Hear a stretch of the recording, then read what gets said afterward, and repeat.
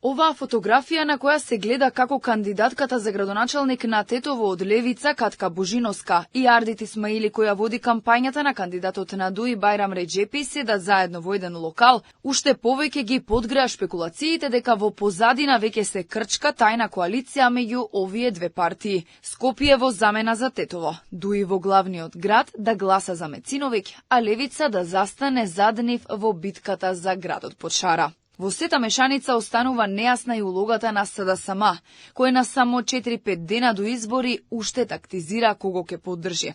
Официјално сите молчат и велат дека наскоро ќе кажеле кој за кого ќе навива, но интересно е што самиот Мециновиќ избегнува директно да одговори кого ќе поддржи неговата партија. Иако сум портпарол на левица и обично ги одговарам овие прашања, одма ќе ви кажам, не сме имале никакви разговори со никого, не сме имале разговори ни во пред кампањата, ни за време на кампањата, ни откако сме веќе во вториот круг. Немало разговори, јас сум искрено фокусиран апсолутно на трката за град Скопје. Секој глас за ДУИ е глас за левица.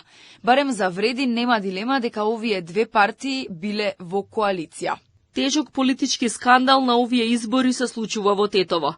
Фотографија што кружи во медиумите на која се гледа представникот на НАИ во Тетово, Арди Исмаили, е на средба со кандидатката на левица Катка Божиновска, е најасен доказ дека оваа коалиција е подготвена да продаде каква било национална вредност само за да добие власт. За Скопје на Мециновиќ, освен евентуалните гласови на ДУИ, сигурно ќе му требаат и гласовите на СДСМ ако сака да ја намали тројната предност која ја има неговиот против кандидат од ВМРО ДПМН Ѓоргиевски. Тој веќе јавно ги повика гласачите на Шукова и Филипче да застанат зад него во вториот круг.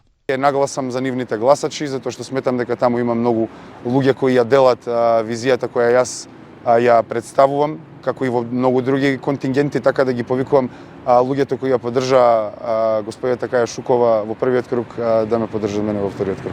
Дали ќе остане само на овој апел или СДСМ официјално ќе го поддржи, ќе се знае утре или задутре, за кога Венко Филипче најави дека ќе го соопшти ставот на неговата партија. Ќе донесеме конечен заклучок за тоа како ќе се поставиме и со кои ќе коалицираме следните неколку денови, најкасно до средина на следнава недела, некаде до среда. Од ДУИ пак барем официјално целосен молк.